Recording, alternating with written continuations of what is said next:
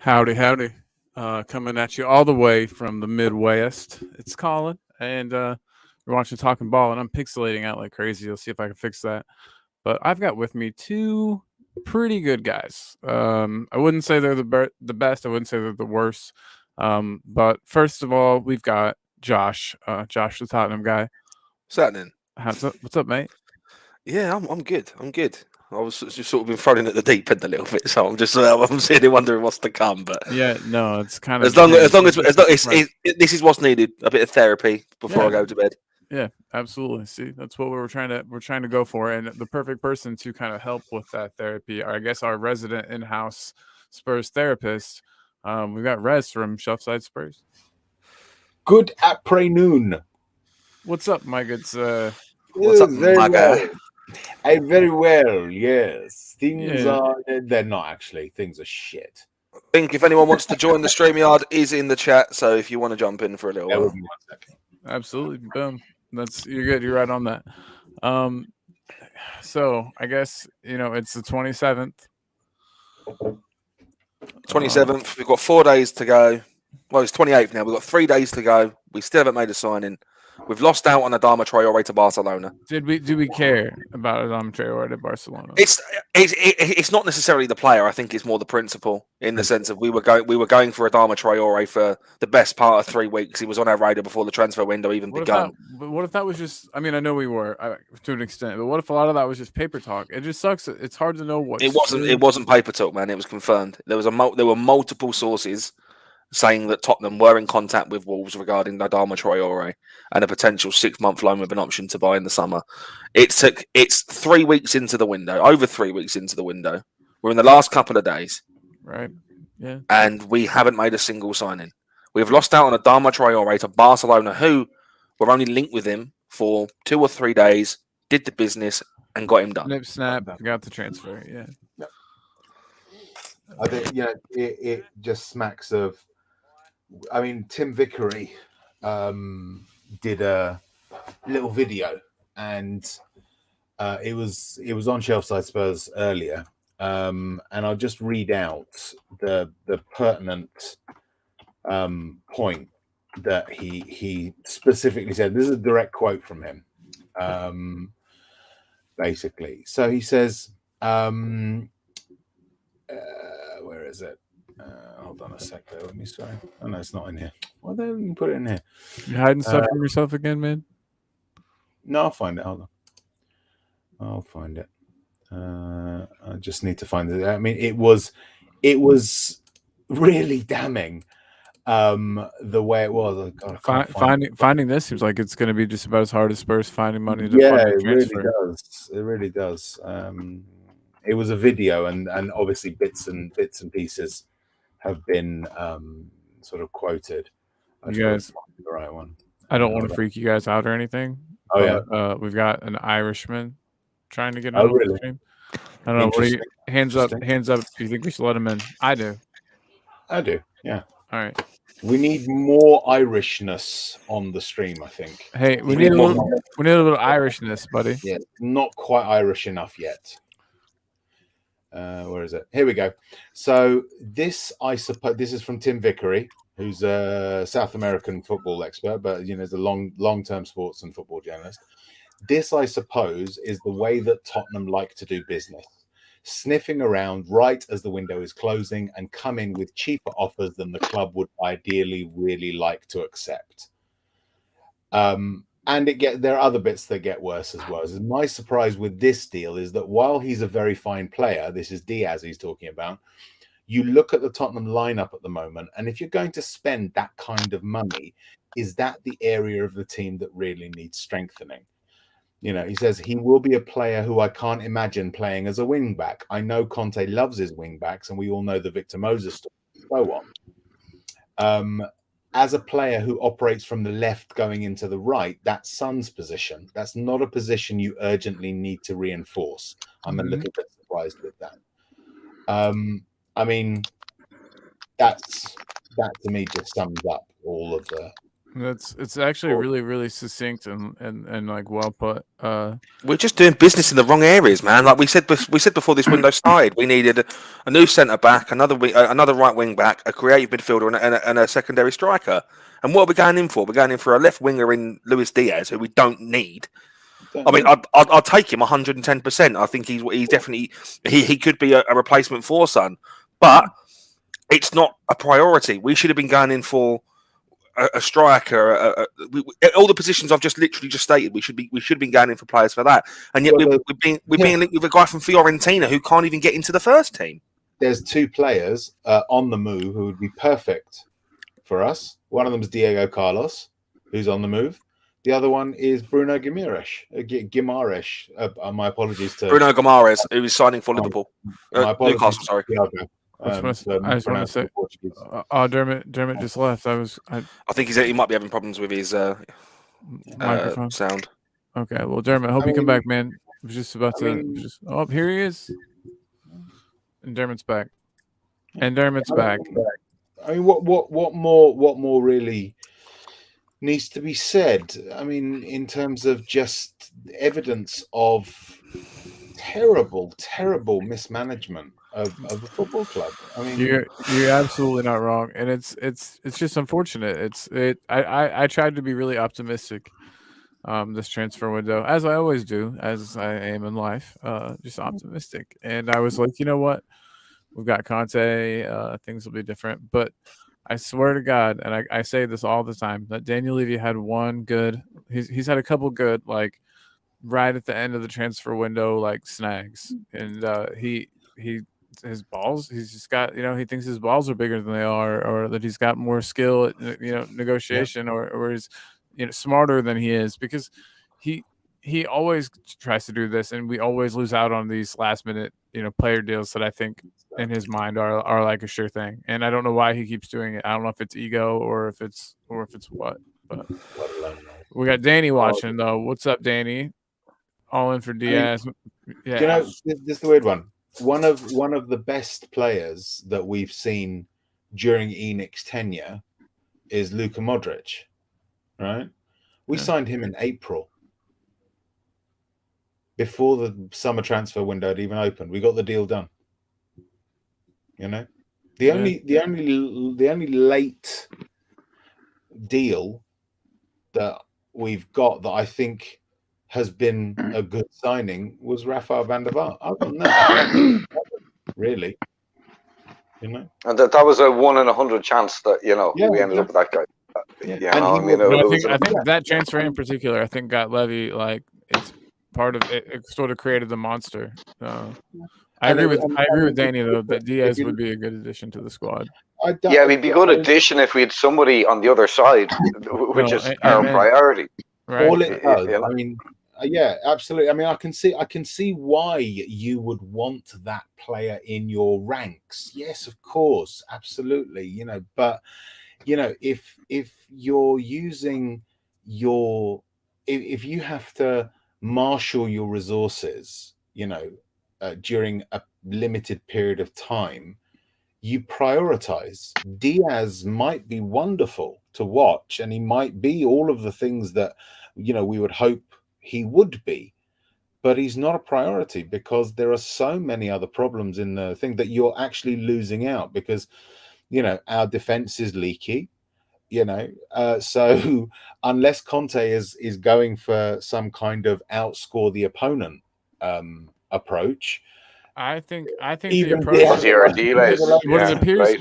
I can't wait to hear what Dermot has to say. But real quick, I just wanted to pop in and say it appears that what we're doing is we're buying what we can. We're hoovering up some deals with the intention that once we get Romero back, once we get Dyer back, I think that it's been determined by Conte or the hierarchy or somebody that team's good enough for top 4 and that they need to push for top 4 with that. Anything we get is extra kind of right now. And I think the summer is going to be whenever they build, or at least that's the only thing that makes sense.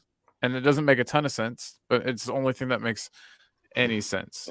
It'll give the fans something to pipe, to not go after ENIC or Paratici. It'll say, "Oh, we've made a signing. Isn't that fantastic? You know, he's a big name, and you know, what a player." But he's not, like as Red says, it's not our priority at the moment. It's Dermot, not what the team needs. Dermot, sorry, mate. Oh yeah, no, I was just gonna say what's up. First of all, thanks for being here. Also Dermot, it's lovely to see you on the stream, dude. Yeah, you too, Josh. Nice to see you, brother. Hey, Dean. Colin, thanks for having me on. Rez, nice to see you. How are you, my Irish brother, Aaron? I'm all good, me buckle. I think this has been 21 years of mismanagement from day one. Yeah. This is, you know, we're a joke. We are a laughing stock, and it's never going to change. You know, we should have our business done at the beginning of the window, not at the end of the window. We need a backup goalkeeper. Galini couldn't catch a cold. We need more defenders. We need a prop. Well, there's the clown there. Absolutely, look at him. Yeah, he looks like the Joker's twin brother. I mean, we should all dress up as Batman and just drag him off to Gotham somewhere and stick him in an asylum. He's run our club like an investment company, and that's the problem. They're an investment company, so they're going to stick money in, not to. They're going to stick it in infrastructure instead of the playing side, and that's where we for 20. Sorry, Josh, go on. Oh, so that's what you're saying is exactly it. It's accurate as anything. It's is there end game to sell? Because I don't know who's going to buy at the price. Their end game. No, their end game is to make Tottenham a money mogul tycoon instead of a football club. I said today, I put it in a tweet somewhere. We're not Tottenham Hotspur Football Club anymore. We're Enoch and Levy Entertainment Club. Yeah, that's our name. Yeah. We haven't been a football club for 21 years. Keith Birkinshaw said there used to be a club over there. By Jesus, he was 40 years thinking ahead of himself because he's dead fucking right. And he walked away in '84. You know what I mean? Yeah. You know, he even said that, I believe, before the UEFA Cup final. You know, so. And the thing is, if we speak out about Enoch, I want to touch on something rather serious at the moment. So this is a trigger warning for anyone that obviously hasn't been informed.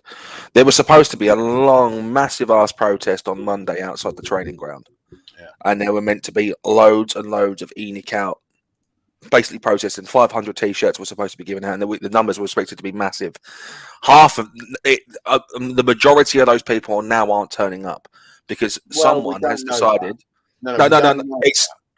It's been put up. It's been a tweet that's been put up. Yeah, but not all of the people that were going are not now going. Oh no, but there's a lot of I'm not saying no one. I'm not saying it's not going ahead. What was the tweet? I'm not on Twitter. I'm not saying it's not going ahead. What I'm saying is a large number of people that were going will not be going now because of what's been said. So for those that don't know, there was a Twitter account that says "Time for Enoch is up." Or time is up for Enoch, and they received an inbox on Twitter today, and I'll read it out word for word. So this is a trigger warning for this. It does contain some strong language. If you think you can get big on Twitter and tell me I'm wrong about how I feel for Tottenham, then you have another thing coming. I swear to God, if you go through with this protest and I see your face holding that stupid banner, then I'll fucking do you cunt. I've supported Spurs longer than you've been alive, so what gives you the right to tell me I'm wrong? Swear to God, stay the fuck away or you will not be going home, you little cunt. Stay the fuck away from my club, and idiot, I will find out who you are and I will see you at the stadium. I'll do you in front of your mates. Fuck off, you little prick. Yeah. This is who said that and who's it directed at? Real quick, I just wanted to say, Guguma, thanks for being here. Big love. Always good. Always good to see you. Guguma. Yeah. Big up, Guguma. So I also thank you again for being here. Today. Well, I mean, it's not out and out, but I replied to some guy again, as I've been trying to explain to certain neutrals that Spurs, the Levy outers, they oppose Levy. The Levy inners oppose other Spurs fans, right? So I was replying to a text that said, in inverted commas, here's what I think, yeah. These hashtag Spurs Twitter spaces dominated by a very vocal Levy out gang are full of absolute weapons, chatting nothing but conjecture and conspiracy bullshit. I then responded with loving the Levy Gobbler's first sentence, in which he or she takes a break from filleting Levy to call some of his fellow Spurs fans weapons. And then the notorious, spurious, racist accuser, Killer Priest, props up with, to be frank to the fella, you are pretty much a massive weapon, maybe a cretin, actually, right? Which I then quoted on Twitter, which is what I like to do. With yesterday, this chap who can't spell the word fella was complaining about me being abusive. What's the matter, Flower? Run out of people to spuriously accuse of racism. And then he tweeted saying, will you be outside the training ground on Monday? To which I responded, what's it to you? Now, the thing that I'll say, if you're watching Killer Priest, I hope you are. You're one of my 7 viewers. I know it, Killer Priest. He's the guy I got off Twitter. I didn't know who he was. And I put in a comment one day after Delhi and Delhi performance saying, bad attitude, you know, lazy, all the talent in the world, but just don't apply themselves. And I got a string of abuse starting from him. And I didn't know who he was. I just thought I'd only been on Twitter a few months. He's just a crazy I'm not in this. I just want to say one thing. All right, so in case, I mean, he might be mine. I said, if you're watching, whether or not I'm going to go to the training ground on Monday is not going to change, regardless of you. All right. So it's none of your business if I'm going to be there or not. But if I am, nothing to do with you. And if I'm not, nothing to do with you. Get back. And hey, and if you're watching, like and sub, man. I need all the I need all the subscribers I can get. I'll take it. I'll take it. But yeah, guys, no, big up to you guys for doing all you're doing with the protests and everything. I just wish I really don't see, and maybe I'm naive, and but I really don't see Enoch selling. I really don't see Daniel Levy stepping down. But the only thing I can see happening is that, like other teams have done, we can convince the board, we can convince the ownership that spending money is necessary. But it would take like a concerted, everyone would have to come together and decide not to buy match tickets or not to renew their season tickets. It's happening already, Colin. £165,000 on average Spurs are losing from empty seats. It needs to be more. I know what you mean. Yeah, it will. If they don't, if Conte walks, they're going to be empty seats all over the place. But Conte, okay, I also think that's a tiny bit premature. I don't think Conte is walking, but that's another. Yeah. Just before you say anything, you turn around and your first point was, do you think that you don't see Levy setting up? It's not a case of do you see Levy setting up. It's a case of do you see people buying the club from Enoch? No. With the valuation that they've put on the club, right? So they're on it. They must be making enough money through their other. Again, it's not about making. It's not necessarily about revenue. I've said this before, although I think some of the revenue may well be being used for non-footballing purposes. Of course they are. And a brand new cinema and a brand new housing estate. The point is this. There's a couple of objectives here. One of them is the classic objective, which is the objective of the rich, which is to build assets. Okay. When a rich person has an asset, they can borrow against that asset, and the interest they pay on the loan that they get, which will be on much more preferential terms, even if they went to a retail bank, as say one of us wanting to borrow a loan. I mean, if we want to borrow a loan, we're looking at interest rates of between 12 and 30%, right? Depending on what channel you use, what media you use. For them, you're talking about 1 to 3%, right? Which is way below any tax rate that they may pay. So for them, they get to the lifestyle that they lead is funded by very, very, very cheap loans borrowed against assets. So we've got a £3.5 billion asset in the form of Tottenham Hotspur Football Club, let's say, which is partially owned by the Tavistock Group. So if Lewis wants to, he can go to a bank and say, I've got this £3.5 billion asset of which I own about 70%. Will you lend me £10 million for 10 years? And he'll pay, what, £100,000 in interest, right? And pay back the loan because he's paying less than he would in tax. That's the first way in which the rich use their assets. The other is that with that stadium, although it will take time, that stadium will raise property prices in that area because they own a lot of the property. And if they speculate on property around the area, they can then generate money by developing property. So them putting the stadium, right where the old one was. I mean, it was good and nice, and anything other than that would have been a travesty. But then there's also an ulterior motive because that property wasn't worth shit. That property is not really worth shit. Yeah. And but it will be in 10, 15, 20 years time. That's kind of gross, but smart. Yeah. But it's gonna drive so many of the people that are actually from Tottenham away. It also explains why he was so keen to move to Stratford. Because again, if you take over that stadium, the area around Stratford is again ripe for development, right? I don't know where Stratford is. Is that where it's where West Ham Stadium. It's where West Ham are, yeah. Right. Okay. So they got their own sweetened deal in that they don't actually own that stadium. But paid for. Yeah, they just pay a tiny amount for it, and so they can generating revenue is cheap because you sell tickets. Taxpayer money, man, isn't it? I mean, that's paying for their stadium. And so, again, this is why I'm so keen, and I'm not super educated on it. I'm not. There are people that have far more knowledge than me on the specifics of it, but this is the reason. This is why I am so zealous when I say to other Spurs fans, go and understand some of the basics of finance, and you will see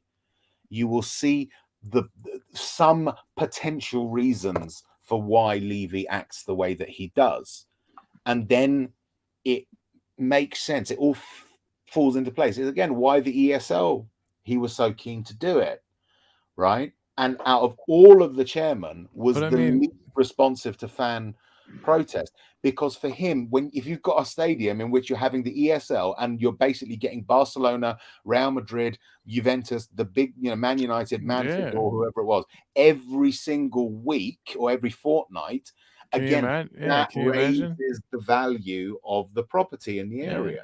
Yeah, for sure. The ESL hasn't even gone away, lads. It's going to resurface again in a couple of years. It will resurface in a different sort of way, but it will come back. The ESL, and you know full well, Levy and Enoch, and they're going to be like, "Oh yeah, we're all over that. We're all over that."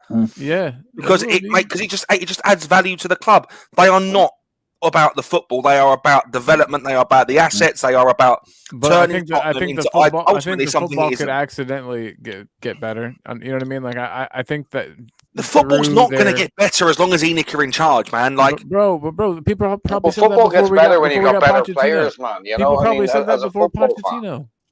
And I'm not disagreeing. I'm just saying that it could accidentally get better. We can hire a good manager, even if we don't invest quite as much as we should, or even though no one wants to break from tradition. We don't want to break from relegation and scraps. And I'm not saying I want Spurs to be in a relegation scrap, but this is the tradition of English football, that you have that element of competition where if you fuck up, you go down, and you got to build up and get back up again, and you fight. You don't want to just be automatically handed in a place in a tournament, man. I mean, personally, a lot of fans might want to be automatically in a Champions League or an ESL, but I don't. I want our team to get there based on integrity. I don't want to get just completely bitch slapped like as soon as we enter the tournament either. I think you have to understand. You really do have to look at the Pochettino era without emotion to see it, because that really was. It was like Leicester's league title. It was a concatenation of circumstance, right? Rez, have a way at it, mate. Yeah, I'll come to that in a second. With Pochettino, none of the players that we purchased for that amazing team that we had were big buys. We don't do well with big buys. We just got very fortunate. You look through the history of Spurs, and we've actually we were in the 60s certainly the checkbook club, Right. the checkbook club, not even a checkbook club, the checkbook club, right? Really, That's because we had 3 different owners. Yeah, exactly. All owning at the same time. And they put money in, and we were the checkbook club. So we have been a club that has made big signings, and we've known for big signings. You know, when we signed Ricky Villa and Ozzy Ardiaz, you know, it was, this is Spurs. That's the tradition that we have. Even during Sugar's time, you know, Ginola, Klinsmann, those types, you know. Not to mention every single penny that we spent was invested out of Alan Sugar's own pocket as well, which is what a football owner a club owner should be doing. That's right. Gascoigne, Lineker, Paul Stewart. Where do we get Gascoigne from? Newcastle. Newcastle. Yeah, he was hot property, you know. And do you know the reason he come? Do you know the reason he come to Spurs? Because we had lots of good cocaine around or something. No, because we bought his mum and dad a house. Yeah, that's awesome. It's a brilliant story, man. There you go. Yeah, but anyway, you got to watch that video, the Gascoigne. It's fantastic. There's 2 videos about Gascoigne, but there's one of them that really shows you the man himself, you know, and just his perspective on it all. Fantastic. But sorry, Rez, go ahead there. No, I don't have it.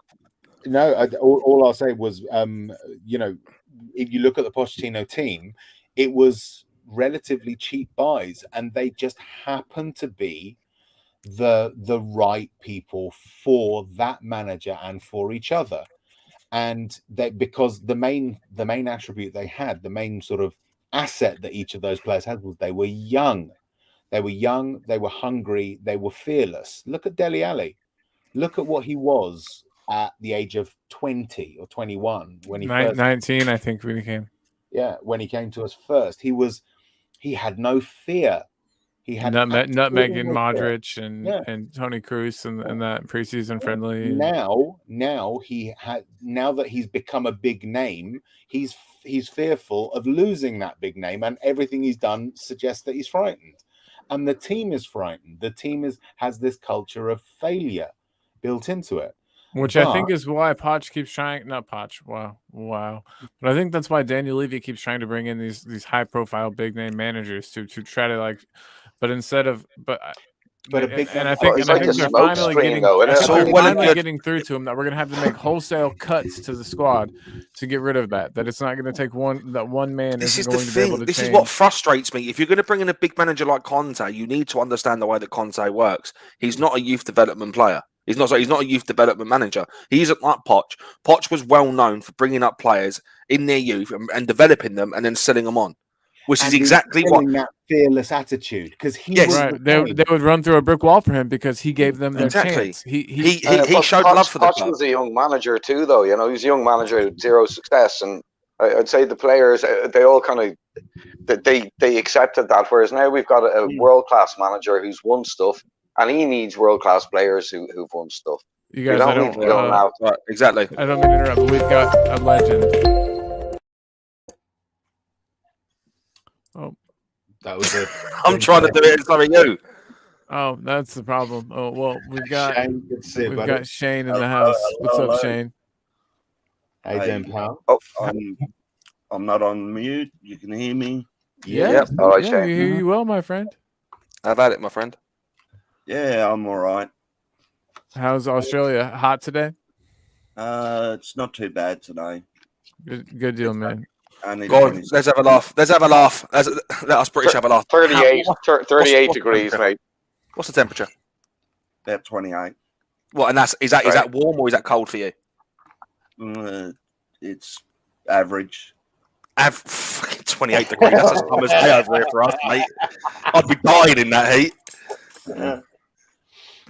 See all these numbers in Celsius. I'm just like, I don't know. So it's about 906 degrees Fahrenheit. Okay, that's that's like a normal Midwestern summer, and the Midwest is the worst part of the country because we get feet of snow every winter, and then we get like scorching hot summers. 28 Celsius to Fahrenheit is 82.4. Yeah, that's pretty hot. But when I lived in Melbourne, one New Year's Day was 44 degrees centigrade, and I spent the whole day in the underground hiding from the sun. It was the only place like in their version of the tube, man, it was the only place I could hang out without. I had my contact lenses melting onto my eyes. It was horrible. I want to hear Shane. I want to hear Shane respond to this comment. Would you agree with Danny? Would you like something like that at Spurs, or I mean, is that? I'd like to know how you feel. Yeah, it's an ethical question for me. You know, the oil money. It's about the ethics of the country. Look at what's happening in the Crimea at the moment with Russia and the Ukraine. You know, that's all about oil money. Yeah, the best person to ask is Rez, because Rez is clued up about this kind of thing. Me and Rez had a 45-minute discussion at one point about Newcastle and what if the Saudis come and took over Tottenham. And I mean it would be good for that we could buy players with that money.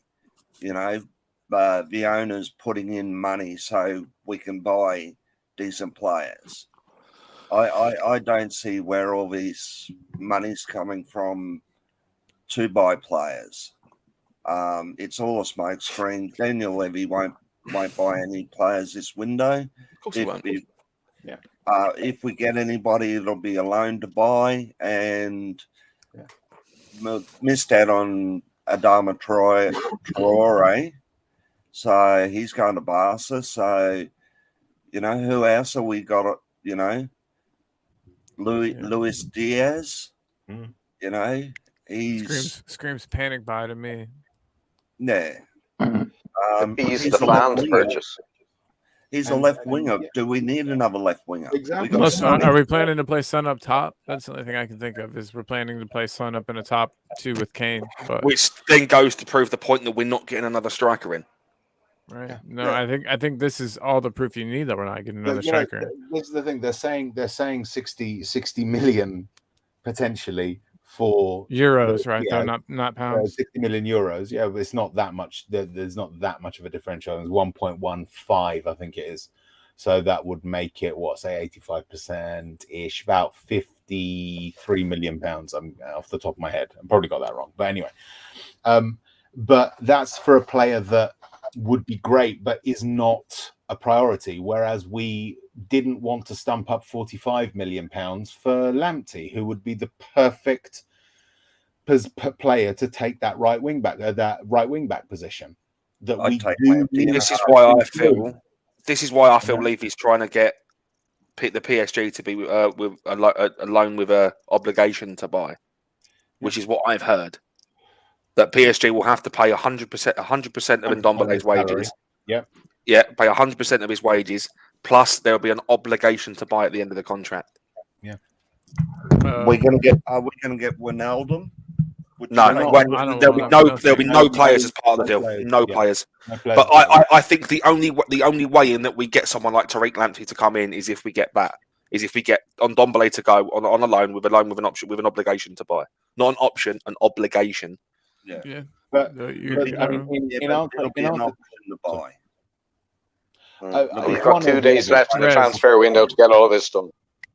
Rez, I want you to just respond to Danny's comment so I can put it away. Yeah. I mean, look, I've been very clear in my stance on the takeover of Newcastle by the Saudis. It's the same position that I hold with the Emirati ownership of Man City, and also the Abramovich's ownership of Chelsea. These groups and individuals should not be in our game at all. Abramovich has been reported to have committed, actual crimes against people in order to build his wealth. There are accusations of that. I don't know how much credence people give to them or how accurate they are, but there are accusations. There are certainly credible accusations of Emirati crimes against individual human beings, disappearances, murders, and the same in Saudi Arabia. And for all their protestations, the conglomerate or the cooperative, whatever it's called, that owns Newcastle is chaired by Mohammed bin Salman. Okay, so it is the Saudi state that owns Newcastle, and that should not happen. Now, if a individual or group like that were to take over Spurs, I would end my support for the club because I'm a human. What's the term? What's the term that they use? It's when you try and when you buy a football club to try and paint your state out to be better than what it is. Sports washing. That's the one. Yeah. Yeah, but you've also got to look at, lads. Hang on, I oppose, you know, groups like this coming in on an ethical basis, but you've also got to point the finger at London, permitting that city to be the main money laundering city in the world, right? And turning a blind eye to it. And that's if you're familiar with Roberto Saviano, the investigative journalist from Italy who's written such movies exposing Gomorrah and the 'Ndrangheta in Calabria. I mean, this guy has done in interviews pointing the finger at London, saying, "You allow this to happen," and he shows you exactly where the money's going to, where it's coming from, how it's getting laundered through London.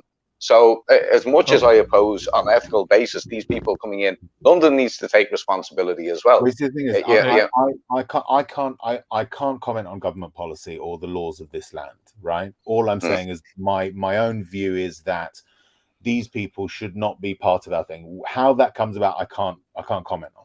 My friends, brother Dermot needs to take off. Sorry, Dermot. Take it easy, brother. Hey, thanks for coming on. And next time, I promise we won't all be so feisty, and we'll actually let everybody get a word in. It's getting early. And everyone remember, Dermot, let me extend an olive branch to invite you onto one of my shows that I do. Yeah, no problem. It'll be earlier, so it's better for both of us. Yeah, no, I accept that, Josh. And I'll try and get Colin on as well. So we'll talk and ball the UK version.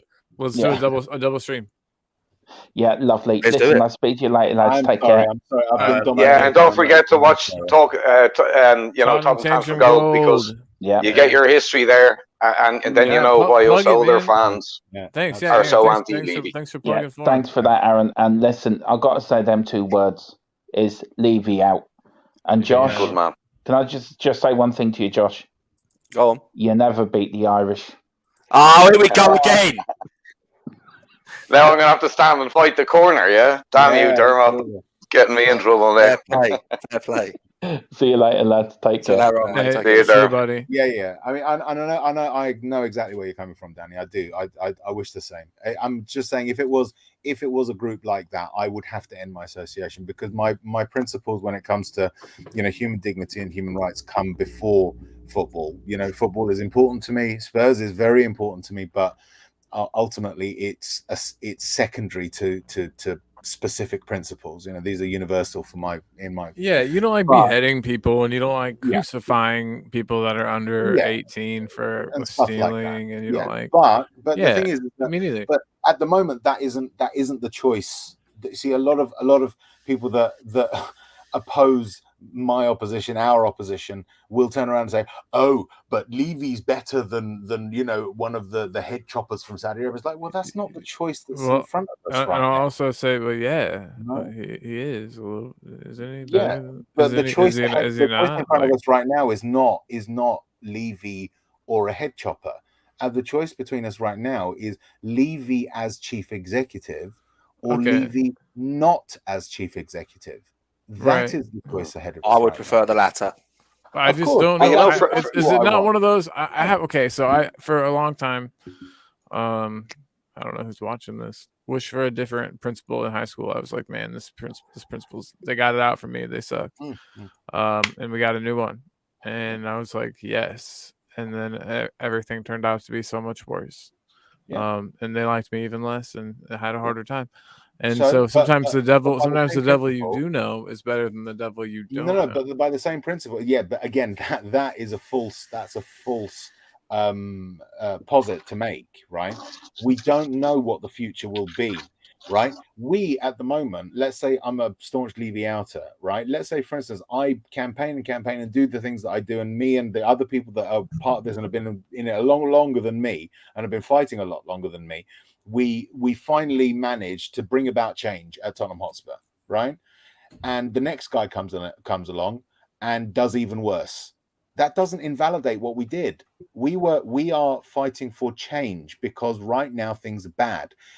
Just because things might be worse later does not mean that you don't change now. If your washing machine is broken, you don't leave it broken because the next washing machine you buy might break worse.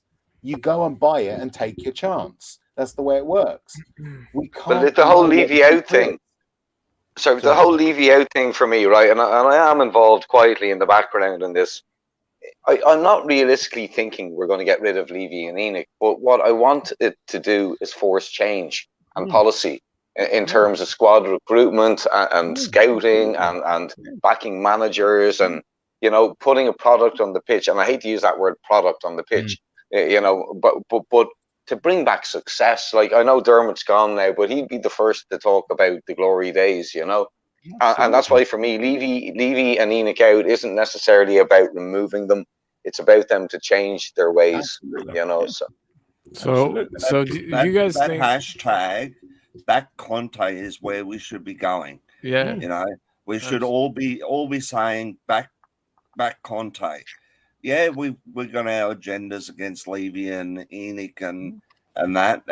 You know, he has been the least successful owner in or chief operating CEO of a Premier League era. Yeah, you know. But if we turn around and be positive and say back Conte and, you know, Levy out, you know, if we can get Levy out, good enough, fair enough. But if not, get Levy to take a step back. Yes. Say this is how much funds you've got to play with per attitude. Go out and buy your players. It might be 50 million, it might be 20 million. That's all you've got. Go out and find us players that are suitable.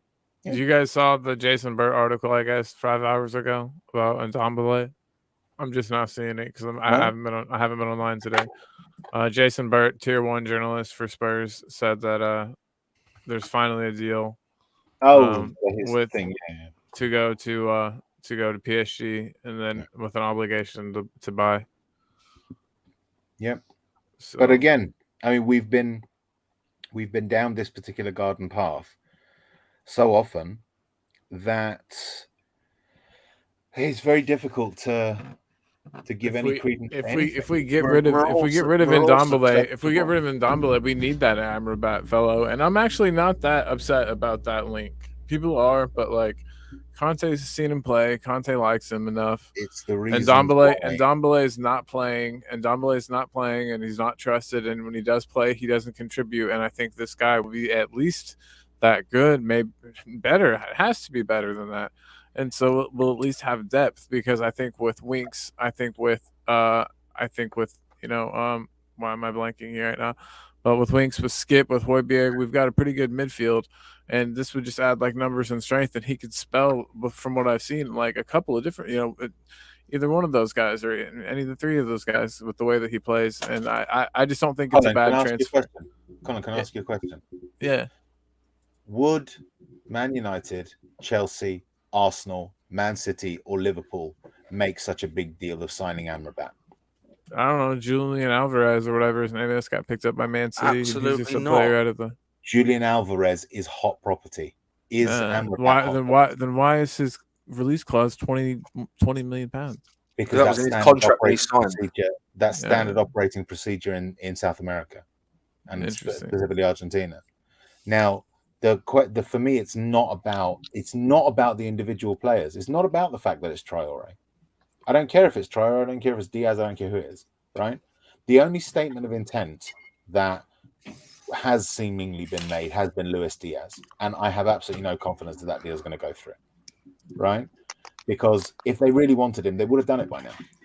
I'll get a Luis Diaz tattoo. For me, the fact that it's Traore, the Traore's valuation, let's say, is 30 million euros. Let's say 27 million pounds. That should not be a problem for a club of our size. Would 27 million be a problem for Liverpool? Would 27 million be a problem for Man United or Arsenal? You know, I'm not counting Chelsea and Man City because they're special cases when it comes to spending. But let's say, you know, Chelsea before Abramovich, with the change of prices that has occurred, that wouldn't be a major problem for a club even like Chelsea. Why is it so much of a problem for us? Yeah, no, you're making good points that I'm having a hard time being, you know, like I said, I like to be positive and think of things from a positive angle. Amrabat will give us numbers in midfield. And I really do think that he's a decent player too. Everyone goes on about him being 6th choice at his club. Well, sometimes managers don't like players, so that's okay. Sure. Yeah, that doesn't matter. The fact that he's expected. What does matter about him being 6th choice is that it's not, you know, unless you can be confident that the scouting at the club is so good that when they identify a player like that, it is uncovering a gem that is undiscovered, but we don't have that confidence. Then the only way that you can then instill confidence that you're doing a decent job is by making sure that you are making signings that are appropriate to the size of club that you are. Or if you do sign an Amrabat, who is a low profile player, it isn't the sort of main thrust of your transfer activity. The main thrust of our transfer activity has been low profile or cheap players, which is not in keeping with a club of our size. That's the main point here. Not that it's Amrabat, not that he's a 6th choice player. It's just that the profile of the player that we seem to be targeting is not appropriate to our club. Right, with that, boys, I'm off because I've got to go up early tomorrow. So I will see you all. If you're at the protest on Monday, I will see you all at the protest on Monday. All right, man. Hey, stay safe. Big love, brother. Take it easy. And as always, Levy out. Levy out. I'm gonna take a back seat now and let other people speak because I've really been dominating this conversation. Oh, well, no, you're good. I see Scott M's in the chat, and I think this guy brings a lot of knowledge that and always a different perspective to mine. Quite often, myself and him will have a debate. So Scott, if you can come on, please do. It would be great to have your perspective, my friend. And again, I'm not as clued up on the rest of you guys when it comes to transfers. I don't read sports news during transfer window, by the way. So I have 21 years of Daniel Levy. So I actually don't turn on Sky Sports News during a transfer window. I don't read the sports news. I just get too frustrated. So the only things I hear are from, watching these channels. So, and I know Scott's got a lot more knowledge on things like this than I do. So yeah, it would be good to have him on, man, if you can. Yeah, Scott. I'd love a Canadian on the show because. Have you never had one before? I have, but it just makes the show a lot better. It's a unique experience. Have you never had? You never had? I don't know how to interpret that, but anyway. Hey, interpret it however you like, my friend. This is Channel 4. I'm gonna have a show called Channel 4, and just. I was with a Canadian girl and I lived in Korea, but I don't think that's what you meant. Yeah, so anyway. I don't know. Is it? Who knows? But Danny, we got Danny again in the comments. Thanks again for being here, Danny. Adama for 35. No thanks. Luis Diaz for 60. No brainer. Yeah, I mean, I think Diaz is a really, really, really good, a really good signing. I don't think it's one of those ones. No. It's one of those ones. It's like Hill. He's a good player. He's not necessarily a good signing. Fair. Okay. Well, I think personally that he's a good signing, just in the fact that he would normally be out of our reach, but currently we're able to get him, and that doesn't make him a good signing. It does if Sun needs replacing in the next couple of years. Will not need replacing for 2 years minimum. Right, but then in 2 years minimum, everyone knows he needs replacing, and if we have Luis Diaz now, then I don't know. But I'm sorry, mate. Listen, we need a central midfielder now. I'm not saying. Oh God, I'm not saying we don't. I'm just saying a good deal pops up. I understand taking it. I go to the grocery store. A centre mid, a creative centre mid, a right-sided, player that can do something what the Sun does, and a backup for Kane. Exactly. And another defender, like centre back. Exactly. I mean, look, and a backup for Lloris. We're only asking for 5 Hop on, players. Scotty. Hope to see you, bud. I mean, if you go to the grocery store and you need milk, eggs, bread, and sugar, right? You don't go And potatoes. and potatoes. You don't go traipsing around the truffle aisle. Hey, are any of you guys mods? Are any of you guys mods? We got to block Portugueser because he said stuff I don't want to hear. Has come out and said Diaz to Liverpool is more likely as he wants to move to a bigger club. Yeah, it makes sense. Yeah, makes sense. Yeah. But the pay packet's a lot nicer. And they were in for him before that. So were Man United. Yeah. Do you think it's sleight of hand from Levy and Paratici?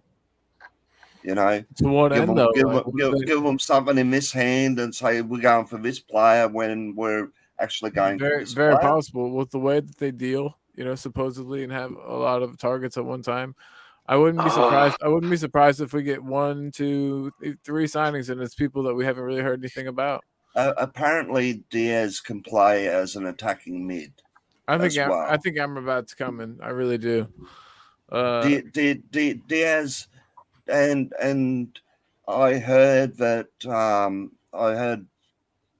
one of the shows that we're possibly loaning Brian Hill. Yeah, Brian Hill to Sevilla. We are possibly, and with that, real quick, I got a new player. He squashed those rumors. Those rumors categorically himself said no. It's not. The rumor was he was unhappy at Spurs and wanted to leave the club. 2 new players. Right, I know. I snuck them both in right at the same time. Yeah. We've got Scott. Wow, you're like a nice version of Daniel Levy, man. Getting 2 in at the same time. Wow. Yeah, I'm something. Yeah, these two have value, though, Aaron. These two have value. We'll see. So, hey Scott, hey Cooper. How's it going, man? How's Canada? Cold, I bet.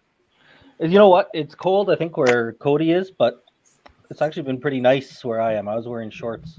Not that it means that it's warm. It was like 6 degrees above zero, which means that you can wear shorts here. But is that Celsius? Is that C? What, you guys do degrees C up there too, man? Oh, I used to F. Like America. Only America's backwards, Colin. Come on, get with it. He's America too. It's just that's about 40. That's about 40 Fahrenheit, Colin. Okay, well, 40. Yeah, all right. I've got the Celsius to Fahrenheit converter open in another tab. So if you do need to know specific temperatures, yeah. What degree? How many degrees? How many degrees C is there right now? Because it's 34 F right here. And I like to just say, I know it's Fahrenheit and Celsius, but I'm just saying 1.1 Celsius. Wow, you guys! Wow, would that be cold for you guys? Yes, we're 2 Celsius, and I don't get it because when we woke Irish guys walk around in t-shirts and shorts at 2 degrees Celsius, thinking they're tough boys, but they're freezing. It was 2 F when we woke up. It was 2 F when I woke up. The calculation is actually is doable. It's basically multiply the Celsius figure by 9. Then divide by 5 and add 32. Right? No, thank you. Well, it's not too far off converting miles to kilometers. Then 8 by 5 or 5 by 8 versus But it was 2 degrees Fahrenheit when I woke up today, but it's warmed up quite a bit. Okay. So take away what's it called 32 from that. It's minus 30, and then what's it called times by 5 divide by 9. Divide by 5 times by 9, and that will give you a number. It will. But it will be a negative number, so you have to take it away. Yeah. It'll be Levy's transfer budget. Yeah, Levy's transfer budget. We're getting ready to sell. We're getting ready to sell Bergwijn, and then bring in Luis Diaz, which will be like a literal like lateral move. We'll probably bring in. Well, Bergwijn plays on the right. He doesn't play on the left. Guys, sorry, I'm just getting a message from Eugene, so I'm going to tell him that you're streaming now on WhatsApp. If I cut myself off, I'll come back in, but I'm just going to let him know that you're streaming if you can get on. Okay, so yeah, that would be tops. I hope you can get on. I don't think it's a lateral move. I mean, if we bring in Diaz, I would expect that he's going to score more than 2 goals a season if we're bringing him in, right? I would think that I get you're it. expecting probably double-digit goals from him, right? Like 10 goals would kind of be the minimum. Okay. Well, then okay. I concede he's really good. You think he could play on the right? I haven't seen enough from him specifically to say about him playing on the right. I think if we bring him in, I trust that Conte can figure out how to fit Kane, Son, and Diaz in a lineup together. That would be. I trust him that lethal. would be okay. And I also wouldn't hate the idea of us having to finally have some decisions about having too many good players to play in certain positions, You're 100% rather than right. just playing whoever is healthy. All good teams do. We can have a B team almost. Like I was saying, you can't. We have this problem right now where if more than I always say 2 or 3, it might just even be 2 of our starters are out. We replace them with bench players, we're going to lose the game because we're not deep enough as a squad, and we don't have. So some good, honest, good, hard like depth, and hard choices like Scott you're saying, and so we're getting Sonny back after the international break, and we're getting Romero back. You know that frees up a lot in our defense and attack. It's a midfield that we're everybody's screaming out for it. Can I call it now though? If Amrabat's good, can I say that I thought I called it? No. Yeah. I think he's gonna work out really, really well for us. I bet you we make the signing permanent. Is this a premeditated Will Stewart move? I told you so. Can I just posit a hypothetical then? And if, let's say, for instance, like Dylan Markanday, he gets injured in his first game, what then? I'll get a Can't allow for it. You can't allow for injuries like that. If it happens, it happens. Yeah, injuries don't count. But the point is this: if, say, for instance, we get Diaz, right, and Sonny gets injured, right, we already have options. They're not as good as him, of course, but we already have options. If Amrabat comes in, who's supposed to be, a midfielder we need, and he gets injured, we don't have any other options then. We have to go back to what we've got with that two destroyers at the back. I don't think creativity. But it's I know it's lacking in creativity, but it's working a lot especially against the smaller teams. Amrabat's supposed to be a cross between Skip and Winks. Yeah, that's what I've heard. Great. So lots of creativity then. Lots of through balls from what I've seen. A lot of through balls. He doesn't lose the ball very easily. That's the big thing I see why Conte would want him. Because we're very quick to surrender the ball in our own half at times. Absolutely. And if there's players that of course would be a better fit for the team, but if they're not available, they're not available. I mean, we got to understand that teams are fighting their own battles in their leagues and for their league positions, and so Villa today signed their 5th. But the players that they got, other people didn't want them, and there's probably a reason.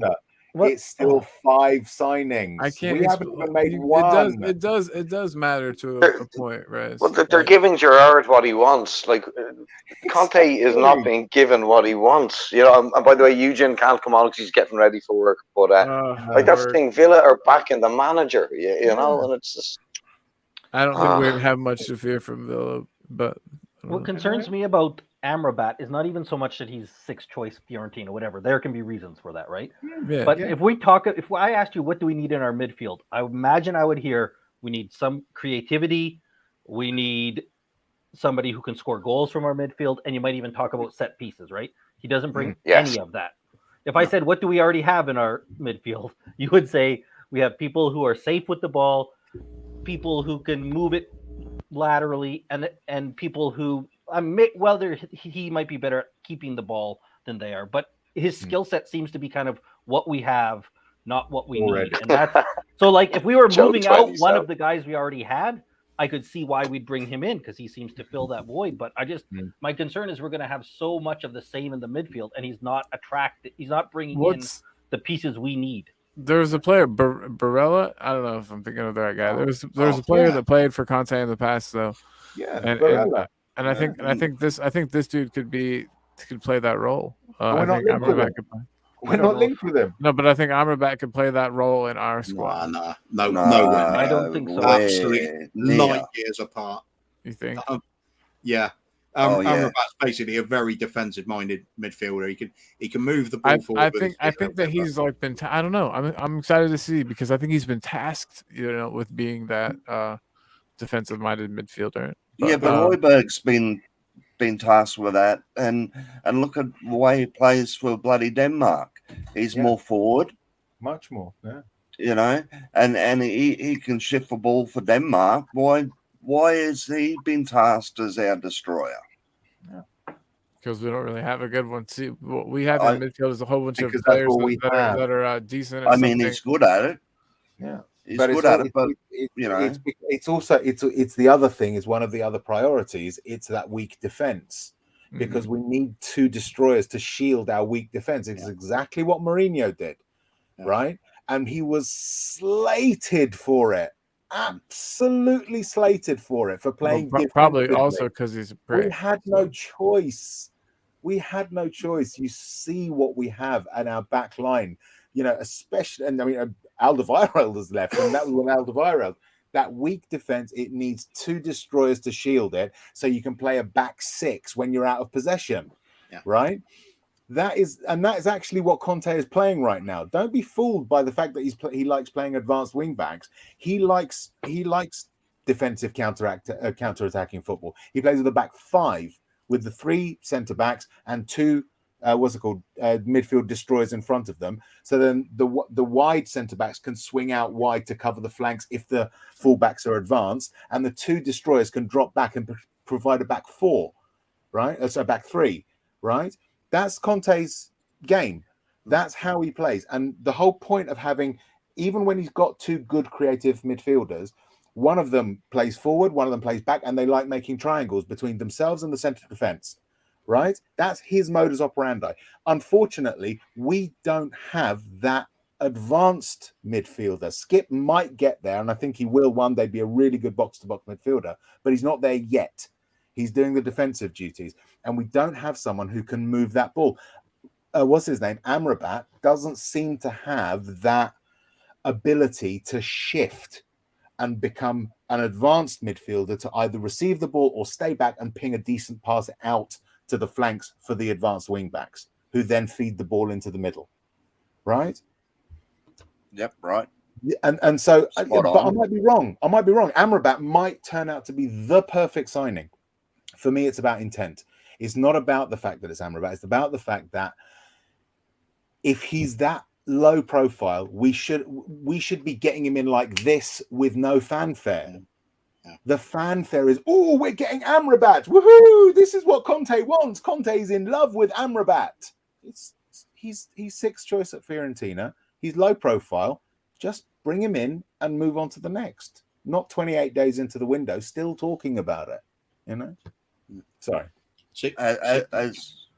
As Mad Muller says in the chat, you will play Italian football. Mad Muller's a Chelsea fan. Yeah, I know. And Mad Muller's he seems like an awesome bloke. But he is, but he knows Conte. Yeah. Conte will not play fast football. No, he won't. No, he won't, and he won't. That's right. But he still needs, like, Brozovic's will be the guy who they bring up. Yes. Right? And as Rez said, he would drop back, and people don't realize it, but he would drop back, like Rez said, into the defensive line when need be. And the thing what works for him, though, is when he then did step up, he could step up with the ball, he could make those passes, and he could make the decision where it's going to go. And again, it doesn't have to be fast, but it has to be made properly, right? He has to make that decision. And that's what's so key about that role that he played, or Pirlo played, or Fabregas played, is those guys who had the ability. It doesn't have to be fast, but it has to be right. And you have to have the ball, and you have to spread it around. And I don't see, maybe, again, Rez makes a good point. He might turn out, Amrabat might turn out to play that role. But there's nothing that I've seen from him that shows that. And I kind of agree with you, Rez. Like, if he's brought in, I'm not saying, like, oh, I said bad player. It's the wrong way. Like, it's not like, oh, what a horrible move. It's just, it's not a very inspiring move. It's not a move that's likely that we need on this team to move us going forward. And if he's one of 4 moves, great. If he's one of one move, then what are we doing? Absolutely. Then what are we doing, right? Like Brozovic is that player to absolutely drool for. He ticks every single box. Correct. You could play him in any of those midfield positions that we're talking about, including the advanced playmaker if need be. He literally has it all in his locker. Yeah. And his work rate is fantastic. Oh, he's a machine. If the fullbacks are caught, the wing backs are caught out of position, he'll happily shift over, put in the crunching tackle, and he's intelligent. He spots the holes that we're in and fills them instantly. He's got absolutely everything. It's the one we should have gone all out to get. But it's that player like that is going to be in demand. Yeah, there's no doubt about it. It get into most teams. Absolutely. But there was sorry. Can I just address Bryce in the comments, because he's trying to wind me up here, right? There's a comment here. I'll put it back up. Calm the victory, mate. Shrimps on the barbie. All right. So fucking sharks in the water. All right. Sharks. So piss off, you bogan brother. I can't do it, man. I really have to practice that accent.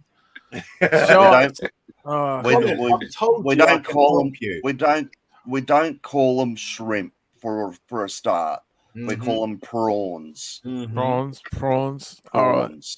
Yeah. Prawns. I sound too British. I gotta fix it. You gotta really drawl it out. You've got to go for a bit of surf and turf, mate. You know, a little bit of surf and turf, mate. No, it just sounds British on accident. I'll work on it though. It's my homework. Now we've got. If you come from certain parts of Sussex. We've got a little town in Queensland called Bundaberg. They do the best rum in the world. If you can say Bundaberg, you'll get your Australian accent. Yeah. Bundaberg, mate. There are certain words in each accent that help. It's like with Welsh, I find it very difficult. But if I try, the word that I like to use is antibiotics. Is antibiotics. Somebody tried to tell me that if you say the words "rise up lights" in a British accent, it sounds like Australian, I think. But you'd be like, with rise up lights. Sounds like razor blades. Oh yeah. Rise of blades. With the Welsh accent, you gotta say it like you're asking a question. Whose shoes are those trainers? Yeah. And Australian, actually. And Australian. When I worked in a call center many years ago, and one of the managers told me that if an Australian came in, they were almost always automatically given an interview because you have a rising inflection at the end of sentences. Which Australian quizzical intonation. I think that's what it's called. Exactly, yeah. And he said, Truth gets it, though. Everybody smash the like if you haven't already. Yeah. Big up, Truth. Yes, thanks for being here, mate. Truth. You're right, mate. Yes. Truth. That's how they say it in England. TROOF. Yeah, truth, innit? Truth. That's the truth, mate. I'm telling you the truth, mate. It's all good, mate. Oh, Shamu in the house, mate. Wow, you're getting raided here. Oh, Shamu, what's up? Again, sorry that everything went kind of sideways last time you were on the show. We were just talking about Wales as well. Right. Hey, Eugene, I completely disagree with you. I disagree with you on like I agree hard on this one. But I love you, but you're wrong. I don't think. Shane, sorry, Shamu still doesn't know the difference between sex and six. Yeah. Six. He's got a big dick. Yes, true. We talked about this, Colin, when you were in London. What about New Zealanders or Kiwis' use of vowels? Oh yeah, we did. We had like a lesson. Very flat vowels. Yeah. I was a couple pints in. I'm gonna go ahead and wash the back dick. Yeah. Oh dear. I'm not getting involved. I'll leave it there. I'll leave it there. Get back on the football. Yeah, get back to the football. You got killer whale in the house. There's going to be a Pacific War any second now. I think though, you guys, that we're going to get some transfers in. Maybe on deadline day. And I legit think we're going to see 3 in. I'm not sure about outs. I'm not sure if we're going to get out, but you can quote me on that. So Lo Celso, do you reckon he's going? Yeah, no, wait, Lo Celso. Yeah, Sorry. Lo Celso. I think Lo Celso is the least likely of the 3 midfielders to go right now. Right. I think Ndombele and Dele will go before him, but agreed. And I'd hope it goes, it happens in that order, because I still have a little bit of faith in Lo Celso. The other two have got attitude issues. I don't think Lo Celso is an attitude issue. Just don't think he's really found his place yet at Tottenham, and he's been riddled with injuries. But look, I don't rate the guy that highly, but he shows a little bit more attitude when he comes on the pitch, and for that reason, I hope he'd stick around a little bit. If I had to choose from, Cody's in the house too. Wow, Jesus, Colin, what have you done, man? Man, Cody, what's up, brother? Hey, hop on if you'd like. I'll post the link. The one thing I'll say, Aaron, and I don't know how true it is, I'm not saying this is true, but apparently he's really unpopular with the staff at okay. That's weird. Is that weird? I think it's a weird. I don't know if that's true. I wonder if that's like I've heard it from a few different sources. I've heard it from a few different sources, and I don't know if it's just people. You never know. It's online. Yeah, exactly. But I think Ellie said today on Sean's show that she had a friend that works there, and she heard it, and I heard it from somebody else. I think I don't know where it was, but I'm just saying there is multiple people that I've heard it from that aren't the same source. How trustworthy they are, who knows? But yeah, so I think it might have something to it, right? There might be no smoke without fire and all that, but that's weird. And then who knows what it means, right? Maybe he had a bad day and threw his towel on the floor, which is a dick move, but it might just been something that pisses people off more than he's One thing I have an impression of Lo Celso, he's a bit gormless. And that's just my own impression of him. I'm not saying he is. I'm just saying this is how I think. He just comes across as a bit gormless, a bit, I don't know. But don't they all, man? They're footballers, no offense, but they're not exactly. They're not brains trusts themselves. They're not Johnny Einstein, you know what I mean, man? You know. we got Mad Mula in the house. I wish I had Mad Mula right now. I like Mourinho too, in a way, kind of as a manager, but I'm glad he's not our manager, and he is a bully, and I feel like he's got to adapt somewhat to how the world is today. He's not really getting on with this generation of players. It seems like this generation of players are a bunch of. I think it was I just came from Sean Butler's stream that lasted Mad 5 Mula, hours. thanks for being here, though. And I think it was Ellie saying about Lo Celso. One of her friends works at the ground, and they said he came across as being incredibly arrogant. It really, yeah. I can imagine that sort of rubbing feathers the wrong way. It generally tends to, doesn't it? Unless you back it up with brilliance, and even then, you're on eggshells around some other players. But that would tie in with some of the performances and some of the stroll around the pitch type attitudes we see with him. It fits in very well with him just thinking he's too good for this.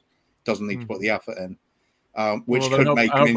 I hope we let him go somewhere. Let me smash him in a European competition. That'd be nice. That'd be nice. It would be great. Yeah. Sorry, can I just clarify? I'm a Melbourne Victory fan. Okay, I'm not. I went to Melbourne Victory games for 5 years when the A League was first set up. Sydney are the rivals, right? So just to get that out in the open. I don't know. Shamu is not a liar, from what I've ascertained. Yeah. He's a good guy. So I don't know. You know, I mean, the thing that some people might not know about the Southside Spurs is that our actual sort of main sort of support is for Limonest FC, right? Spurs is our secondary team. We're all staunch FC Limonest San Didier fans. And so, you know, we recently played against our bitter rival, Chambéry. So yeah, you know, it's fine to support, you know, another team. We just do Spurs for shits and giggles. Thiago, I'll have to check the source on that, mate, but I hope you're wrong. As much I love you, brother, but I hope it's a Portuguese paper that's reported that. Excellent. Well, that's okay. It does fit what usually happens, though, doesn't it? Yes. We tried. Yeah. They would get him because they offered what the club wanted. Yes. Weird, stupid. Why would you do that? Why would you do that when you could wait till late in the window and then offer less? Yep. The only thing I will say is Romano has repeatedly said that he was fine going to do Tottenham. So I'm not 100. I don't know. I mean, who knows? There's so many. Maybe they offered better terms or some. Romano has said that he's fine going to Tottenham. So. Romano, I think being fine going to Tottenham is understandable, but it's like if you've got the choice of Spurs and Liverpool right now, I'm fine having a cheese sandwich, but but if I could have a steak, couldn't I? yeah, that's right. No, I want a cheese sandwich. Absolutely, it's nothing. Not surprised. I said the other day that if we did sign Diaz, I would stop my public or my streaming opposition to Levy until the summer, right? And I stand by that. If we get Diaz, I will not say Levy out or any kind of criticism of Levy on streams until the summer, right? There we go, Rez. I am. That's how confident I am. We're not getting it. Sorry, mate. How much does it take for the tattoo then? The We Are Tottenham TV tattoo. They've got to have me on first. You guys become a member and then you can be on the little member thing. I think when I was coming on, Rez, you were talking about Diaz, and if I misinterpret your comments, let me know. But I think you were saying he wasn't exactly the kind of player we needed, and there's other areas that we could go for rather than him. And I agreed with that. One of the reasons I would be willing to go for him now is because he's also the kind of player, in my view, that if we wait till the summer, I could have seen him going to Liverpool then. So kind of like what we saw with Vlahovic, right? We sometimes, I think, with some of these players, we might need to go for them when we can to get them in, especially if there's a time now where now it looks like he might go to Liverpool anyways. But for me, like them having Salah, Mane, Jota, Firmino, Minamino, I kind of thought maybe they would be willing to wait to the summer. Yeah. So if we can get them now, it might be a chance for us to. On them. Yeah. Looks like we're not going to do it anyways. But that's one of the reasons I agreed with you. I would rather spend 60 million on a central midfielder than a left winger. But if this is a chance for us to get a player like him that we might not be able to get in the summer, we might have to take that chance. So I mean, that's why we're getting Amrabat. Yeah, you're right. Exactly. I mean, for me, the whole point is this: is that if say, for instance, our squad was a bit more balanced, had a bit more depth to it, and we were then also going in for a left winger that we didn't really need, and it was to sort of, as you're saying, steal a march on other clubs, I would think that's great business. That's really clever. That's agile. That's, thinking outside the box. We're not doing that. It's like buying new wing mirrors for your car when the gearbox is about to fall out, and hoping that you'll get to a service station or a garage, you're miles from nowhere, hoping that you'll get to a garage by the time your gearbox is fixed. Whereas there's someone standing by the side of the road saying, I'm going to sell you a gearbox. Not that someone selling you a gearbox on the side of the road isn't a good idea, but you get the point I'm making. Right now, we need so many other things, and so desperately that building for the future, which is what we've been doing for so long, is so frustrating. It's just like, we need tires, we need wheels, we need gears and an engine. I agree with Mr. Mula, though, that the winter window is meant for the bench. But we have Cody Mack here. But our bench, our first team is weak. Our first team is weak. Never mind the bench. The bench is just forget it. Would you? And we're almost at the point of the season where the bench matters a lot less because we're out of Europe, we're out of Carabao Cup. Like our bench. I mean, yes, we need it because of injuries and whatnot, but I mean, at this point, having we've shown we're gonna have some injuries. I mean, like it's just gonna happen. If you're Argentine and you play for Spurs, you're right. In the FA Cup. But the FA Cup is still there to be taken. I would much rather. This is a whole other thing. I would so much rather have top four than the FA Cup. No, the FA Cup every day. Yeah, but we're getting to the point where we might not even play our second team because we're playing if we play our second team against Brighton, we're going to be toast anyway. So we're kind of, you know what I mean? We're at the point where the bench, we don't get to play Marine and Murrah and Marine and who did we play this year? I can't even think of who it was. Anyways, whatever League One team we beat the other day. Morecambe, thank you. Yeah. So I think that we might even, like you said, I want to go for the FA Cup, but we're going to have to play a strong team, or Brighton will beat us. And whoever we play, if we do go past them, is probably going to be another strong team, right? So, well, this is the Brighton that held Chelsea to 2-2 draw at Stamford Bridge, I think it was. No. And 1-1, I think. 1-1. Before that, I think they had two. They played them twice, right? Twice in the last month. My international correspondent says that, according to Colombian sources, Diaz's representatives didn't like that we brought York Mendes to the table. Mad Mullah is here, guys. I've never met this person in real life. He's the Chelsea boy. He's the Chelsea boy, but he gives us good insight, So listen, but just on that note, I have a scheduled call with the daughter coming up soon. She'll probably not call me because she always says, "I'll call you." Blah blah blah. She's in Japan, 9-hour time difference. But I'm gonna have to hop off. But I'll stay.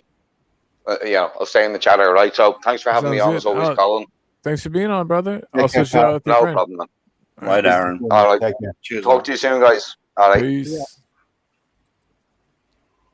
All right, so Mad Mullah, what's up, bro? Chelsea fan, huh?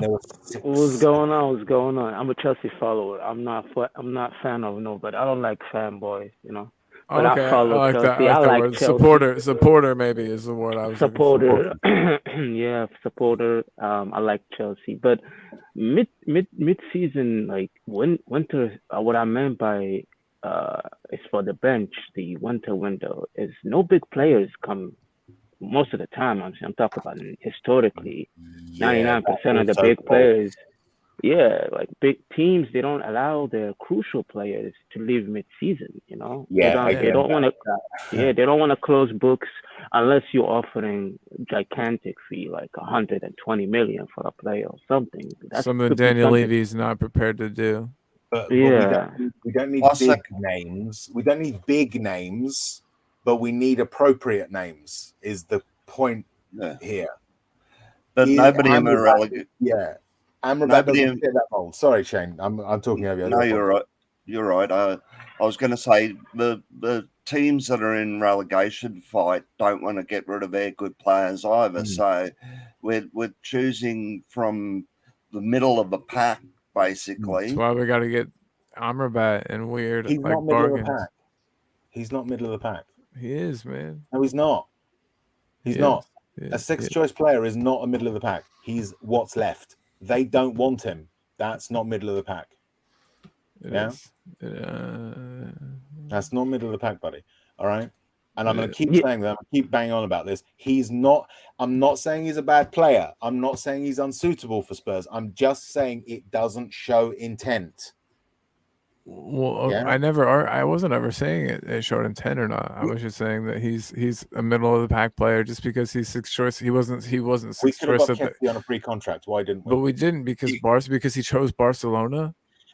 But we could have tied him up. We could have tied him up weeks ago. But you always say people always say we could have tied up things up. But players aren't dumb and they know about these connections to other clubs. So why wouldn't you wait until Barca or some other team comes to you? Why wouldn't you like? If you're a player and then Barca don't come in for you, what do you do? So, hey Spurs, sorry it took me a while to get back to you, Spurs. It's very much a bird in the hand scenario with these players, right? Spurs were linked to him. I don't know how seriously we actually went for him, but let's say, for instance, we wanted to see if he was available, right? The way we operate, we spend 28 days without actually signing anyone when our squad is this unbalanced. And then by that time, Barcelona come in for Traoré, Barcelona come in for Kessié.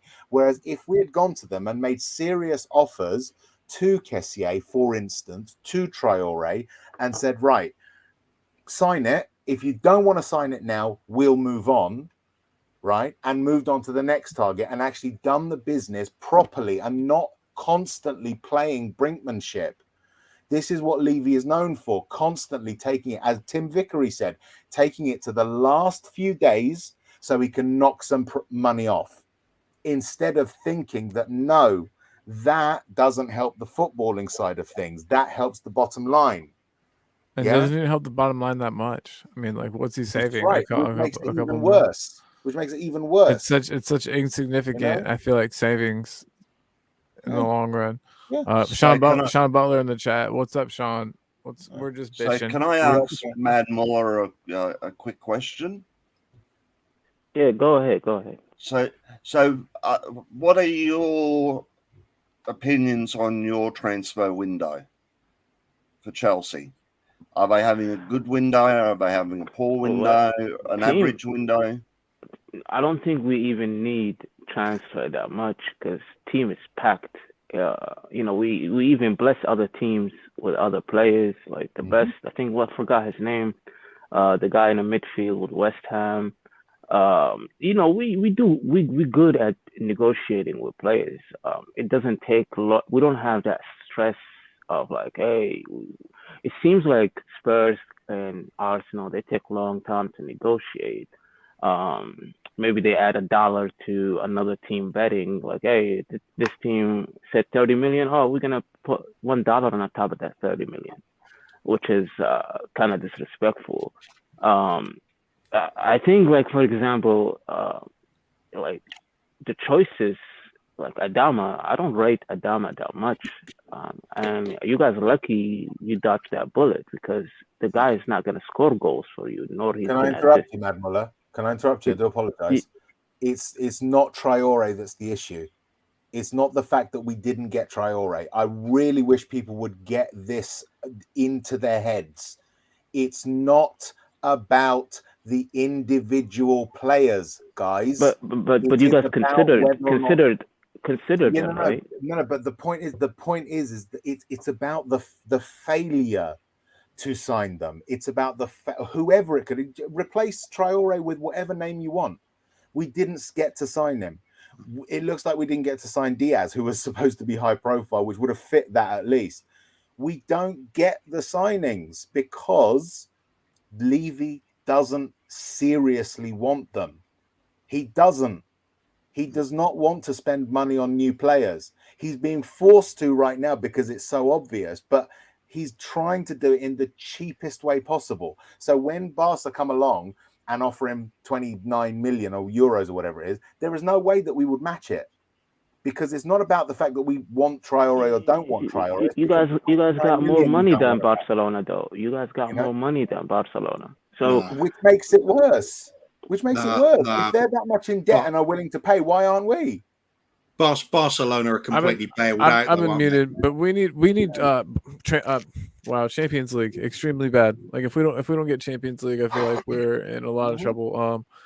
Conte, yeah, I mean he's got some pull and we might be able to get a couple of players in because of that. But I think that I think part of the reason why Liverpool was able to beat us to Diaz was because Champions League. And I'm sorry to sort of squash you there, Mad. I didn't mean to squash you. I want everyone to understand it's not about the individual players.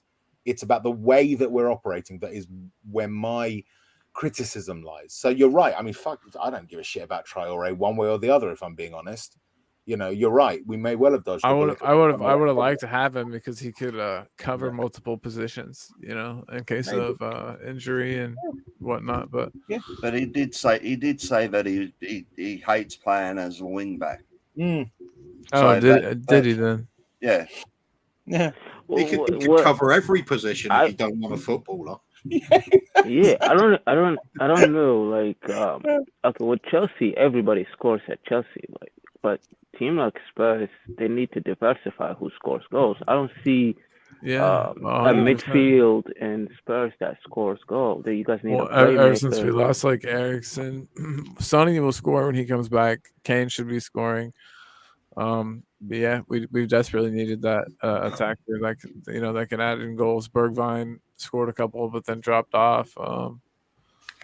And I think that's what we were hoping that we could do something with squeezing in Diaz with Son and Kane, and hopefully get more goals that way. But why not just spend? It looks like this Liverpool thing's on, but it's one journalist saying so. What the hell does this guy know?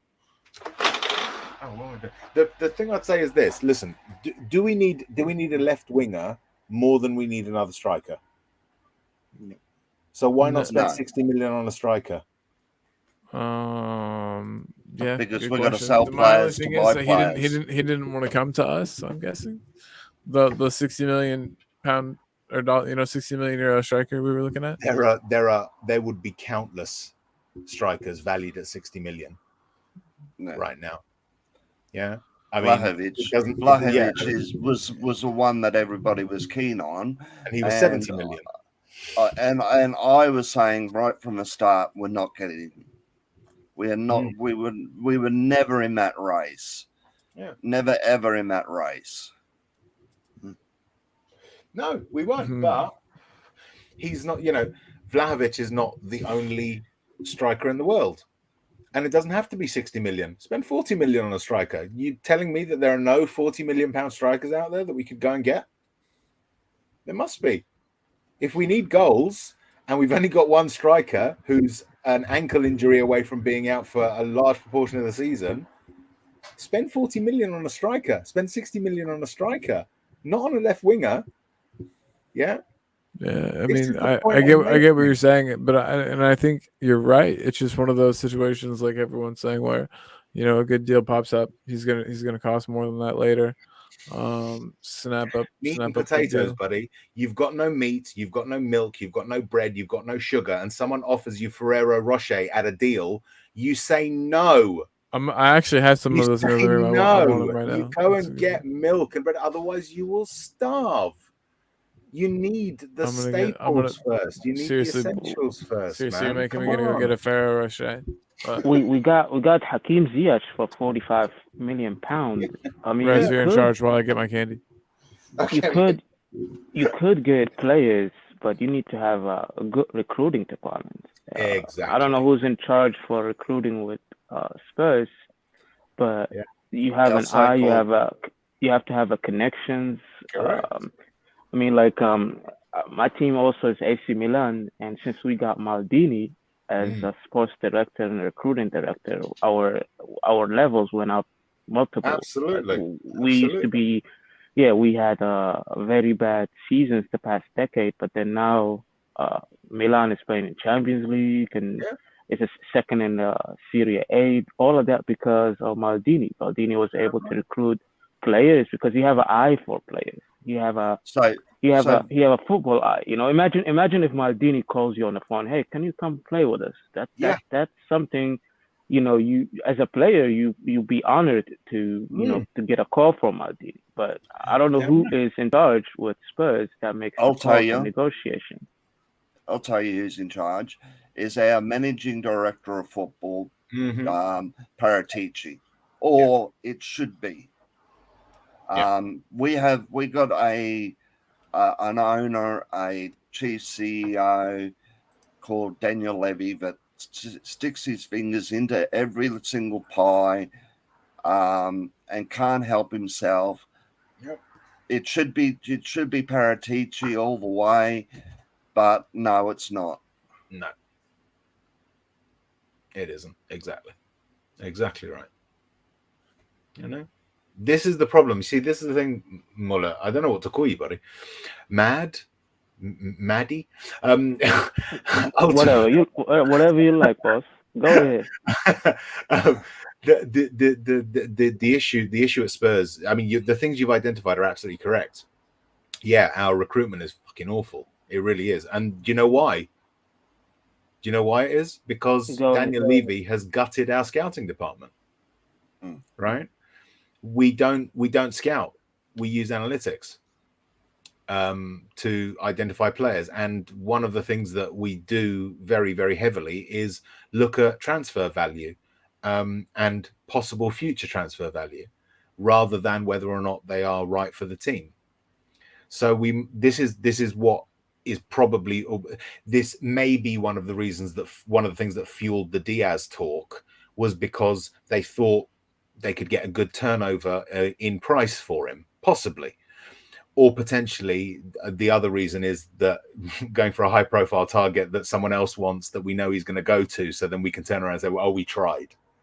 But either way, you're right. The recruitment is bad, but there's a reason for that. It's not because Spurs are inherently badly run or that they're sort of, run in a way that isn't in keeping with football. It's because it's been deliberately done like that to save money. We don't pay scouts that way, Yeah, Yeah, I think that's a good point. Like I think if good teams, they invest a lot in their staff. Like recruiting players. Like let's say the guy that what's his name? The Napoli striker, Nigerian guy. I forgot his name. The Belgian team got him for 3 million, and then they sold him. I think they Lily got him, and then Lily sold him for Napoli for 60 million or something like that. Yeah. So both Belgian team, and they made 10 million in a span of a year, and then the Lily team was crazy, man. They sold Pepe for 70 million. They sold what's his name? This guy that Omai made that Arsenal wants, which they will not gonna get for another 60 million plus ads on. Like you wonder why these small teams are able to find these gems, these hidden gems. Maybe because Spurs, big teams like Spurs, Arsenal are looking for expensive signings. When in reality, you have to invest in those guys. Like you have to have football camps in those big countries like Brazil, like France, like in Eastern Europe. You have to have football camps up there where they invite players and watch them play and go on the stadiums and watch them. It's a full-time job. So which is why our we last, just to point out, to back up what you're saying, our last decent purchases of players that were sort of on the verge of getting amazing and then fulfilled that promise, the last ones that we purchased really were Luka Modric and Dimitar Berbatov. And both of those players were when we still had our scouting system in place. And we got them early. We did the deal for Berbatov early. It was still within the window, that one, but we got it relatively early. And we got Modric done before the window opened because we were still operating the way we should be operating, which is with scouts, looking at players, checking them out, seeing if they fit and all of that stuff. That I wouldn't mind so much. Christian Romero was an exception to the rule. Christian Romero is like the exception. But again, that's since Paratici. So that sort of period, between Paratici and then I can't remember the name of the guy, but what you're saying is absolutely right, Muller. Mitchell. Yeah, it's we have gutted our scouting, we have gutted our recruitment because it saved money. I mean, Daniel Levy during the pandemic, he tried to impose a 20% pay cut on every single staff member at Spurs. Did you know that? Yeah, I heard something like that. Yeah. And put some of them on furlough because it's all about the penny pinching with him. None of the other Premier League clubs did that. When the pandemic lifted and they started having a couple of games at the tail end of last season, Burnley gave away all of their tickets for nothing. Speaking of Burnley, have you seen this? This is crazy to me. Hold on, I need to make this point, Connie. You're interrupting. 1 second. Burnley gave their tickets away for free. We charged our fans £60 for a ticket. Full price, right? All the other clubs gave them either free or discount. We charged full price. That's Levy. Yeah. Mm-hmm. And Weghorst would have been perfect as well.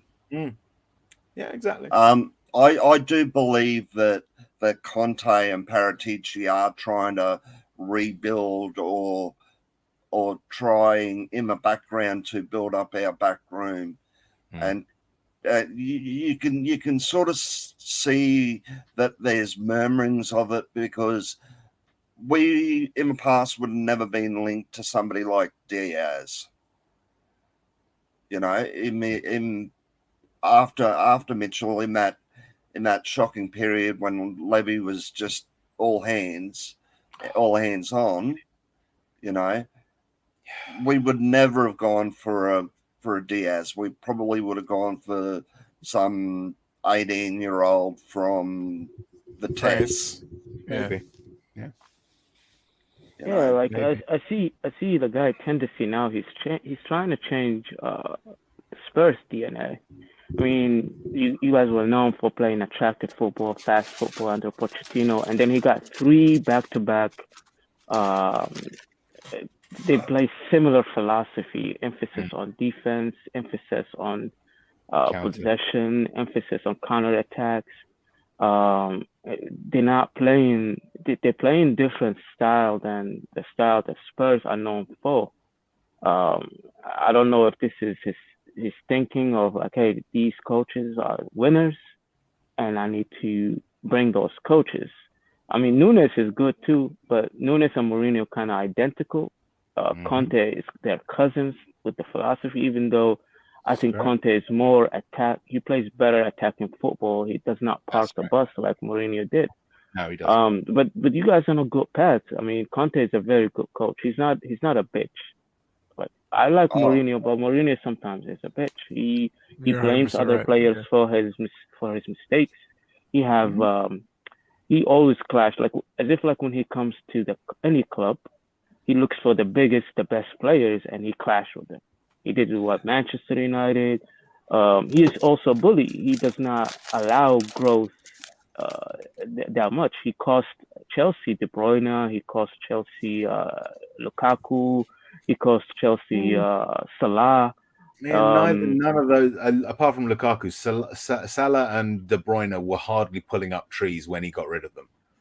Though, because some players you have to allow them, bro. Like I watched your some of your reality show. I was watching Mourinho, how he acts with the players. He invites them to the office as if like it's a job interview or like he's a supervisor at job. Yo, you're about to get fired. And that's how he's talking to them. It should actually. I mean, I mean, you're right. The modern player won't react to that. I mean, my view is that the modern player should shut the fuck up and get on with his job. But you're right in that he won't. He won't treat them.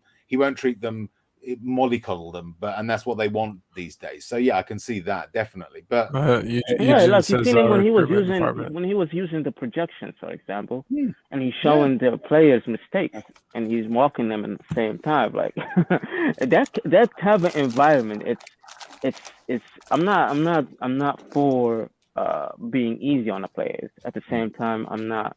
You have to have a constructive criticism. You should not have, and it should be in the field. Like when in a training ground, you should show what you're talking about.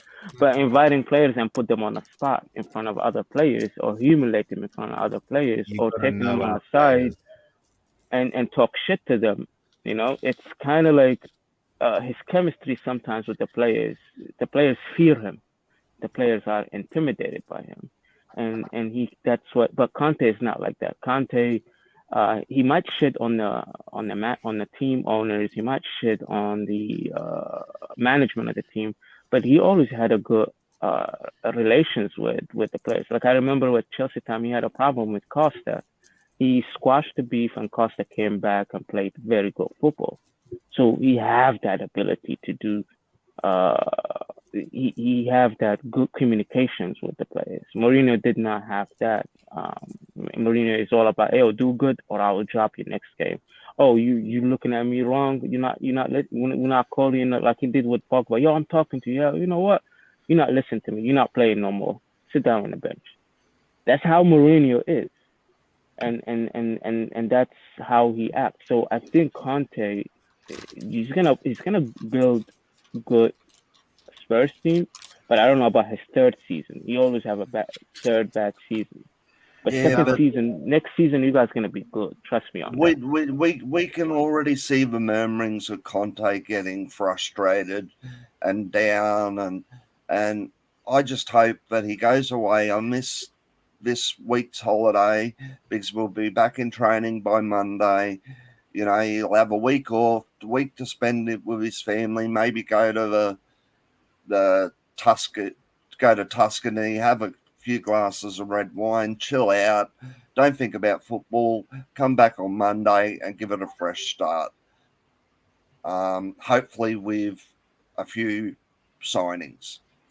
But we can tell that Conte is getting frustrated, and I would hazard a guess that Conte's actually had a word with a few of his players quietly and said, "Look, you're just not good enough," you know, or you've got a bad attitude. So, yeah.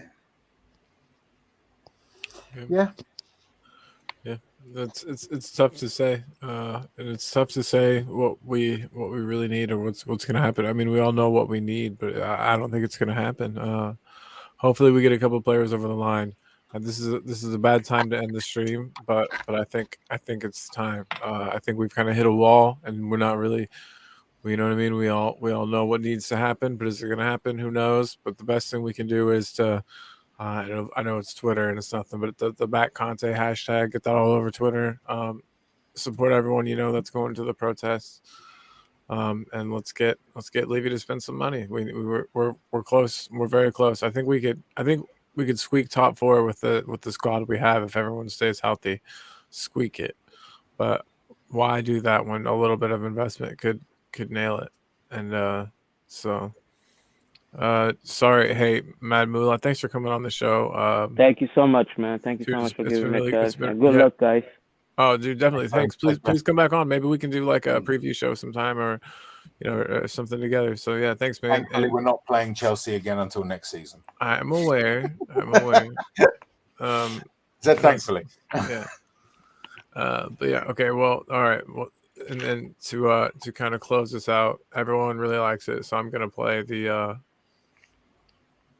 old Buck Funkley, keeper West Ham, just as an outro because he's on his way back probably next week. All right, everyone. Sorry, I disappeared for a little while, Colin. Suddenly wasn't feeling too well. It must be the excitement of the transfer window. Must be. I got that too. Yeah. Me too. But all right, so Levy out. No, Levy spend. Shane, thanks for being on, brother. It means a lot. I appreciate having Back Conte and Levy out. Yes. There you go. Perfect. Levy out. And then here we'll play us out.